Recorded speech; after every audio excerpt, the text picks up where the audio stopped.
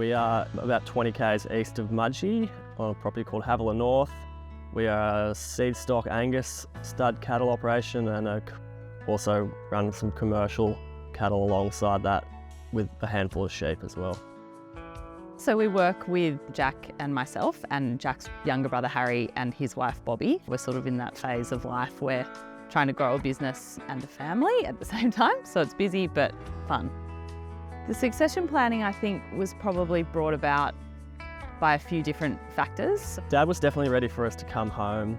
We internally tried to construct a 5-year transition plan where by the end of the 5 years we would be sort of trusted enough to take the business on, and then Dad would be set up enough to be sustainable on his own. By the end of about the 3rd year, having put forward a few proposals to them, we just kept butting heads and we just kept going round and round in circles. And so we realised that a third-party mediator was probably going to be our best way forward. We quickly realised that it was difficult and that there were a lot of factors that we needed assistance with. There's the legal side of things, there's the accounting side of things, there's the bank, and there's a lot of different stakeholders that need to be managed. So bringing all of those people together is a really difficult thing to do, and I think it's something that you need experience in doing, and that's certainly where we valued greatly the help of that third-party succession planning business.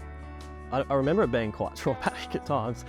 I think you go through a few emotional stages where you kind of thrash out how everyone actually feels about everything, and that all comes out at some point. I personally do think, that succession planning should be kind of factored into business planning the whole way through. It's almost like a bit of a contingency measure if things go bad earlier than you think as well, that you've sort of got a plan B. We definitely wouldn't be where we are today for sure.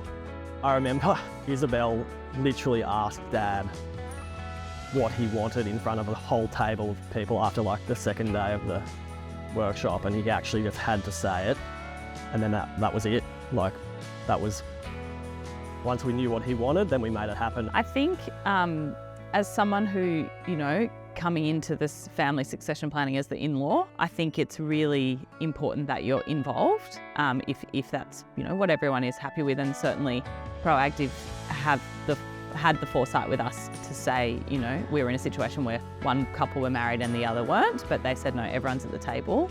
And that, might feel scary, but it's really important because at the end of the day, the outcome is ours. And if you're not there, then you don't have a say. But this is, I think, one of the best things they left us with was almost setting your business structure in a way that operates to avoid communication breakdowns. Something as simple as having a 10-minute meeting every Monday morning, a quarterly check-in where everyone's at the table and you're talking about strategy, so that there are key moments throughout the year when things that might be a niggle have room to get spoken about and don't just build up and become a bigger issue than they should be. I actually do think that's a really key benefit of doing it. As hard as it feels at the time, it's worth it.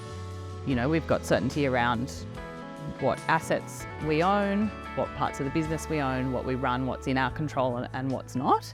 And that's been really reassuring, but also really exciting, because I think once you've got that clarity, then you've got the space to really get into it.